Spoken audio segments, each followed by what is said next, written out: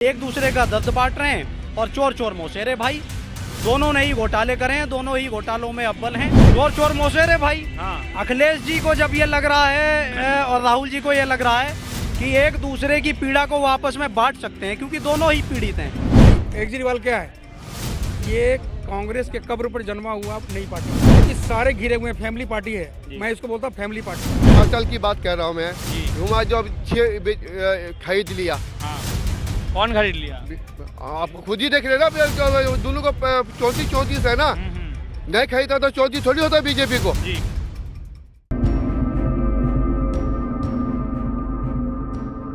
नमस्कार दर्शकों, आपने देखना चालू कर दिया द न्यूज़ 15 और मैं हूं आपके साथ सक्षम तिवारी। राज्यसभा चुनाव के परिणाम आ गए हैं और राज्यसभा चुनाव के परिणाम में भाजपा ने 8 सीटें जहां जीती तो वहीं सपा के खेमे में 2 सीटें आईं। पर बात यहाँ उठती है कि जो जहां क्रॉस वोटिंग हुई है और जहां भाजपा को फ़ायदा मिला है तो क्या इसका असर लोकसभा चुनाव पर भी पड़ेगा। इस पर हम दिल्ली की जनता से राय लेंगे और दिल्ली की जनता से जानेंगे कि उस पर क्या कहना है इसको लेकर। तो क्या लगता है कि आपको जो राज्यसभा में जो परिणाम आए हैं और जहाँ क्रॉस वोटिंग हुई है तो इसका परिणाम लोकसभा में देखने को मिलेगा कि नहीं मिलेगा? अभी यहाँ के हिमाचल की बात कर रहा हूँ मैं। हिमाचल 6 खरीद लिया। हाँ। कौन खरीद लिया? आप खुद ही देख रहे ना, दोनों को 34 है ना। नहीं खरीदा तो 34 थोड़ी होता बीजेपी को। जी। नहीं खरीदा 6 चले गए ना कांग्रेस के बीजेपी में। हाँ। तो खरीद के ही गए ना, फ्री में थोड़ी गए वो। जी।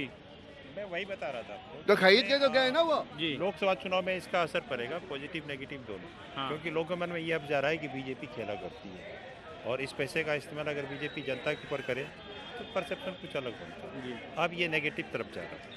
अब सवाल ये है लोगों में, अब ये सवाल करने लगा है कि जैसे चंडीगढ़ मेयर चुनाव में 20 पार्षद वाली पार्टी हार जाती है और 16 वाली जीत जाती है। कैसे? ये कौन सा गुणागणित है, ये समझना पड़ेगा। जी। दूसरा, हिमाचल में जो हुआ 68 सीट में से 43 सीट जिसके पास सत्ता उसके पास है जी, वो हार जाती है और 25 सीट वाला जीत जाता है। जी। ये कैसे? ये समझने की चीज़ है बॉस, चंडीगढ़ का देख लो, समझने की चीज़ है। और यहीं पे लगता है कि बीजेपी ने जो नैरेटिव किया है 400 पार, तो हो सकता है 400 पार इसी तरह हो सकता है। जी। 400 सीटें ऐसे आ वोट सकती लगा दिए, 400 पार लिखा वोट ठीक लगा है, दिए। ऐसे ही आ सकता है। जी। लीगली और ट्रांसपेरेंसी तरीके से तो ये नहीं ला सकते। हमारे साथ यहाँ पर एक सज्जन मौजूद है, हम उनसे बातचीत कर लेते हैं। सर, लोकसभा लोकसभा चुनाव नज़दीक में है और राज्यसभा चुनाव संपन्न हुए। भाजपा को 8 सीट आई और सपा के 2 सीटें आई। पहले अखिलेश यादव काफ़ी उत्साह में दिखाई दे रहे थे, पर जैसे जैसे सीट कम होती गई उनके बयान तर्क में बदलने लगे। तो क्या लगता है कि जो राज्यसभा में जहाँ क्रॉस वोटिंग हुई है वहाँ लोकसभा इसका असर लोकसभा में पड़ेगा, लोकसभा चुनाव पर? कोई असर नहीं पड़ना है इसका। अच्छा। नहीं, पर किस हिसाब से अगर देखा जा रहा है कि जो विपक्ष है वो इतना तंज कस रहा है, विपक्ष कह रहा है कि भाजपा ने विधायकों पर दबाव बनाने का कोशिश करी, भाजपा ने और तमाम आरोप लगा रहा है भारतीय जनता पार्टी पर, उसको लेकर कैसे देखते हैं? वो विपक्ष लगाएगा, लेकिन इसमें क्या होता है कि भाजपा का भी एक वोट पड़ गया वहाँ कर्नाटक में, देखो आप। जी। तो इसमें ऐसा कोई इम्प्लीमेंट होता है ना, बंधन होता है इसमें। वो अंतरात्मा की आवाज़ कहते हैं ना, वो शुरू से ही कहानी है ये। जी। और सबको अपना रहता है कि हमें फ़ायदा कहाँ मिल रहा है, तो इस आधार पर वो देते हैं। अब ये हिमाचल में सब असंतुष्ट थे अंदर से जी, और खुलकर वो सामने आ गए। तो अभी पता चल रहा है ना कि अंदर अंदर ही कितनी सुलग रही थी बातें, अब सामने आ गई है। तो इस पर लोकसभा पर कोई असर नहीं पड़ना है इसका। तो लोकसभा के चुनाव को लेकर क्या लगता है कि इस बार का माहौल क्या रहने वाला है कि लोग जो है अस्थायी सरकार चाहते हैं जो बहुत आगे बढ़ रही है और फिर इसी सरकार को चुनाव होगा।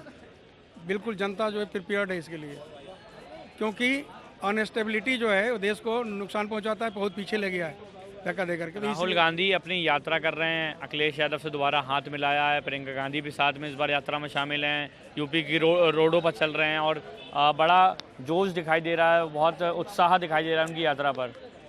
ऐसा जोश उत्साह तो है जी, लेकिन बात यह है कि पहले भी ये जब चुनाव होती है तो सब इकट्ठा हो जाते हैं जी, तो उसका असर तो पड़ता नहीं है। पब्लिक ये देख रही है कि हमारा काम कहाँ हो रहा है जी, और पब्लिक को लगे कि हाँ ये बेनिफिशियल है हमारे लिए और ये इनका कोई ठिकाना नहीं है, कब कहाँ क्या करें। तो पब्लिक अपना मन बना चुकी है कि हमें कहाँ जाना है और इसलिए इनकी यात्रा से कोई फर्क नहीं पड़ना है। अब देखो मध्य प्रदेश में क्या हुआ, छत्तीसगढ़ में क्या हुआ, और अब उसके मध्य प्रदेश, छत्तीसगढ़, एक और कौन सा था, राजस्थान। राजस्थान, तीनों जगह चला गया। ये कितना शोर मचा रहे थे। अगर आपने काम किया हुआ था तो क्यों सरकार जाती वहाँ से? मतलब कहीं ना कहीं जो विपक्ष अगर कहीं फेल हुआ तो वो अपने कामों की वजह से फेल हुआ। बिल्कुल बैकफुट पे है वो, और इनमें एकता नहीं है क्योंकि सारे घिरे हुए हैं। फैमिली पार्टी है, मैं इसको बोलता हूँ फैमिली पार्टी। फैमिली पार्टी है, फैमिली पार्टी है सारे। हाँ। और फैमिली पार्टी होने की वजह से सब अपने अपने हित के लिए हम एक दूसरे को बचाएं, आओ इकट्ठा हो जाते हैं, नहीं तो कोई एक दूसरे को देखना नहीं चाहता। परिवारवाद का आरोप तो अखिलेश यादव की तरफ से भी लगता है। केजरीवाल दिल्ली में समझौता करता है जी, और वहाँ क्या करता है, पंजाब में अलग अलग लड़ेंगे हम, एक दूसरे पर आरोप लाएंगे, उंगली उठाएंगे। ये क्या नोट डबली को बेवकूफ समझते हो क्या? आपकी बार पब्लिक इनके झांसे में नहीं आने वाली है। बिल्कुल नहीं आएगी। हाँ, पब्लिक एक रुझान रहता है कि जहाँ से फायदा मिल रहा है उसकी तरफ जाओ। जी, इसमें थोड़ा पंजाब अलग है। जी, उनको बहुत कुछ लालच मिला हुआ है कि 18 साल से लेकर के जितने माता बहन सबको 1000 रुपया महीना देंगे। तो वो भी देख लें कहाँ से दे रहा है, कहाँ से ला के दे रहा है, सोर्स क्या है। एक बार आप लालच दे करके वोट ले लोगे, दूसरी बार तीसरी बार तो वही कर। वहाँ भी 2-3 घरें हैं। सबसे बड़ा डैमेज जो हो रहा है ना वो कांग्रेस हो रहा है। सबसे बड़ा डैमेज हो रहा है। इतनी बड़ी पार्टी छोटी छोटी पार्टियों के पीछे पीछे जा रही है। ये केजरीवाल क्या है, ये कांग्रेस के कब्र पर जन्मा हुआ नई पार्टी है, उसी का इसने वोट हासिल किया है। कांग्रेस खत्म हो रही है और केजरीवाल ऊपर की तरफ जा रहा है, लेकिन कांग्रेस के समझ में नहीं आ रहा ये बात। किसी समय में केजरीवाल कांग्रेस को काफी कुछ बोलते थे, काफी कुछ बयानों में बोलते थे, रैलियों में बोलते थे, आज साथ में नजर आ रहा है। ये कांग्रेस से भी ज्यादा चतुर है। अच्छा, हाँ, ये कहता था ना कि हम अलग राजनीति करेंगे, ऐसा कुछ नहीं है। अब फंसा हुआ है ना बुरी तरह से। हाँ, अभी बुरी तरह से फंसा हुआ है, इनका भी नंबर आया हुआ है। जो भी घोटालेबाजी बचेंगे कोई नहीं। हमारे साथ यहाँ पर एक सज्जन मौजूद है। सर, अगर हम बात करेंगे तो राज्यसभा चुनाव संपन्न हुए, 8 सीटें भाजपा को आई, 2 सीटें सपा को आई। अखिलेश यादव का जो बयान था, बयान देने का अंदाज था, वो शुरुआत में काफ़ी उत्साह में दिखाई दे रहे थे। उसके बाद जब वो 2 सीटें आई तो उनके वो बयानों में कहीं ना कहीं वो एक मायूसी दिखाई दी, एक तर्क का अभाव दिखाई दिया। पर इसका असर जहाँ जहाँ क्रॉस वोटिंग हुई है, इसका क्या असर लोकसभा चुनाव में पड़ेगा? क्योंकि ये पूरे ऐसा देखा जा रहा था, काफ़ी बड़े बड़े जो जनप्रतिनिधि थे उनसे समाजवादी पार्टी ने संपर्क करने की कोशिश करी, पर उनका एक हम कहेंगे एक सीधा ध्यान था भाजपा की तरफ। तो भाजपा जहां 8 सीटें आई हैं, कहीं कहीं जगह भाजपा को मात भी मिली है, कर्नाटक में भी भाजपा को मात मिली है, वहाँ कांग्रेस की 3 सीटें ज़्यादा आई हैं।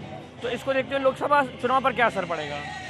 लोकसभा चुनाव का सभी को अनुमान है जी, और चुनाव से पूर्व भी अनुमान है जी, क्या रहा, क्या रहेगा, क्या होगा, कैसे होगा। जी, ये योजना भाजपा को बनाने की आवश्यकता नहीं है, क्योंकि भाजपा कोई 2 महीने 3 महीने की तैयारी के साथ कभी मैदान पर उतरती ही नहीं है। भाजपा निरंतर काम करती है, भाजपा का संगठन निरंतर काम करता है। ये चिंता होनी चाहिए अखिलेश जी को, और भी जो नेतृत्व उत्तर प्रदेश में या अन्य राज्यों में राज कर रहे हैं उनको। कारण क्या? क्योंकि उनकी तैयारी सिर्फ 15 दिन, 1 महीना, 2 महीना की होती है, और इसमें भी वो कार्यकर्ताओं को जागृत नहीं करते, समाज के मुद्दों को लेकर नहीं आते। भाजपा हमेशा देश हित, राष्ट्र हित, धर्म हित और जाति हित सभी के विषय में ध्यान रखती है कि सबका भला हो, किसी धर्म को अहित ना हो, किसी जाति को अहितता ना हो। ऐसा नहीं कि राहुल गांधी जी की तरह आरक्षण की बात उठाने लगें कभी भी और दूसरे समुदायों को चोट पहुंचाएं, उनके हृदय में आघात पहुंचाएं, ऐसा विषय नहीं करती। भाजपा की तैयारी निरंतर रहती है। आपने कहा कि भाजपा की तैयारी निरंतर रहती है और भाजपा कोई 7-8 महीने पहले चुनाव की तैयारी नहीं करती है। उस भाजपा के पास एक संगठन है, मैं आपकी बात से सहमत हूँ। पर कल जो तस्वीरें सामने निकल कर आई कि राहुल गांधी, अखिलेश यादव और प्रियंका गांधी हम बोल सकते हैं कि उनके साथ एक पहली बार शायद जुड़ी हो उनकी यात्रा में, पर 7 से या माफ़ कीजिएगा 8 साल बाद ये दोनों चेहरे एक साथ दिखाई दिए। इस बार फ़र्क बस इतना था कि पिछली बार अखिलेश जी की वैन में थे राहुल जी, इस बार राहुल जी की वैन में अखिलेश जी थे। तो और अखिलेश यादव ने ट्विटर पर पोस्ट करते हुए लिखा कि दिलों की दूरियां का स्वागत है, ये आगरा है, यहाँ मिलन होता है। और राहुल जी ने कहा कि बेसब्रियों के बाद मिलन हुआ है। ये कैसा मिलन है जो दो लोग 7 साल बाद आए हैं और ये अपनी बेसब्री का मिलन ट्विटर पर दिखा रहे हैं? मैं बताता हूँ, इसका जवाब देता हूँ एक दोहे से कि चोर चोर मौसेरे भाई। जी, चोर चोर मौसेरे भाई, चोर चोर मौसेरे भाई। हाँ। अखिलेश जी को जब ये लग रहा है और राहुल जी को ये लग रहा है कि एक दूसरे की पीड़ा को वापस में बांट सकते हैं, क्योंकि दोनों ही पीड़ित हैं। पीड़ित कैसे हैं? दोनों ने ही जनता का, देश का इतना नुकसान करा है, तो अब जनता जो उनको पीड़ा दे रही है वोट ना देके, उस पीड़ा से दोनों ग्रसित हैं, दोनों पीड़ित हैं। उस पीड़ा को दूर करने के लिए एक दूसरे के मरहम लगा रहे हैं, एक गाड़ी में चल रहे हैं, एक दूसरे का दर्द बांट रहे हैं और चोर चोर मौसेरे भाई। दोनों ने ही घोटाले करे हैं, दोनों ही घोटालों में अव्वल हैं। इससे ज़्यादा मैं कुछ नहीं कहना चाहता। अच्छा, पार्टी में तो नेता बदलते रहते हैं। जिस हिसाब से अगर ये देखा गया कि जो राज्यसभा में जब चुनाव हुए तो जब ये क्रॉस वोटिंग हो रही थी और जब नेता भाजपा में शामिल हो रहे थे तो अखिलेश यादव का एक बयान ये भी आया थी कि भारतीय जनता पार्टी दबाव बना रही है विधायकों पर। नहीं, करेक्ट करना चाहता हूँ, नेता भाजपा में शामिल नहीं हो रहे थे क्योंकि वो जनप्रतिनिधि थे और वो भाजपा में शामिल नहीं हो रहे थे। वो ऑलरेडी किसी ना किसी पार्टी के नेतृत्व करता थे, किसी ना किसी पार्टी में जुड़े हुए थे और निर्वाचित सदस्य थे। उनका काम मतदान था। मतदान किस पर? जनता की आवाज पर, आज की आवाज पर, देश की आवाज पर, आज की जरूरत पर और आज के मुद्दों पर। तो नेता और जनप्रतिनिधि भी जानते हैं कि आज की जरूरत क्या थी, देश की जरूरत क्या थी, जनता की आवाज क्या थी। उस आधार पर उन्होंने मतदान करा, बस। अच्छा, ओपी राजभर जो हैं, ओपी राजभर काफ़ी बार ऐसा दिखाई दिया कि ओपी राजभर अखिलेश यादव के साथ दिखाई दिए, पर अब ओपी राजभर के जो लड़के हैं अरविंद राजभर, उनके जो स्वर हैं वो काफ़ी बदले हुए नज़र आ रहे हैं। उन्होंने कहा कि जो एनडीए का जो गठबंधन है वो जीतने वाला है और जहाँ तक बात करें लोकसभा परिणाम की, तो लोकसभा परिणाम के बाद अखिलेश यादव से अंडों की बिक्री करवाएंगे। इस प्रकार का बयान उन्होंने दिया है। अब ये तो उनका व्यक्तिगत बयान है, इस पर टीका टिप्पणी मैं क्या ही करूं। बाकी मैं उत्तर प्रदेश की पृष्ठभूमि से हूं, उत्तर प्रदेश के हाल हवा और माहौल को अच्छी तरह समझता हूं, भांपता हूं। उत्तर प्रदेश की राजनीति को भी जानता हूं, कौन कहां किस हद तक जा सकता है। ये पूर्वांचल की हवा है, ये लोगों का जोर है और जो निर्वाचित या जनप्रतिनिधि या किसी पार्टी का नेतृत्व करता जब बोलता है तो कहीं ना कहीं उसको सुरूर उस माहौल का मिलता है। तो कहीं ना कहीं अखिलेश जी की जाती आंधी उनको नजर आ गई होगी कि अब वो जाती हुई आंधी है, बाय बाय कर लें, जो मर्जी कह लें। तो ओम प्रकाश राजभर तो काफ़ी बार अखिलेश यादव के साथ दिखाई दिए, काफ़ी रैलियों में दिखाई दिए और एक ही मंच से काफ़ी बार साथ में भाषण दिया और उनके बेटे इस प्रकार का भाषण दे रहे हैं। फिर आया राम गया राम, राम जी अब आ गए हैं और जो जाते वाले हैं वो चले गए। अब जब चले गए तो उनके बयान भी परिवर्तित हो गए। ओपी राजभर जी की विचारधारा कहीं ना कहीं प्रभु श्री राम के चरणों में आस्थावान है, इसलिए उन्होंने मौसम और हवा को देखते हुए परिवर्तन लिया है। मैं परिवर्तन में उनका स्वागत करता हूं, बहुत बहुत उनका स्वागत है। यहाँ पर लोग मौजूद थे, हमने उनसे बातचीत करी और हमने यहाँ पर देखा कि किस प्रकार से जब राज्यसभा चुनाव के हम कहेंगे जो रिजल्ट सामने आए, जहाँ भारतीय जनता पार्टी को 8 सीट मिली, वहीं सपा 2 सीटों पर सिमटती हुई नज़र आई और उसके बाद अखिलेश यादव की बयान भी काफ़ी तेज़ी से हम कहेंगे सामने आने लगे। पर कहीं ना कहीं इसका असर जो लोकसभा चुनाव पर क्या पड़ेगा ये जनता ने बता दिया।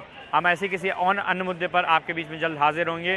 तब तक के लिए आप देखना ना भूलिए द न्यूज़ 15। कैमरामैन अरुण के साथ मैं सक्षम तिवारी।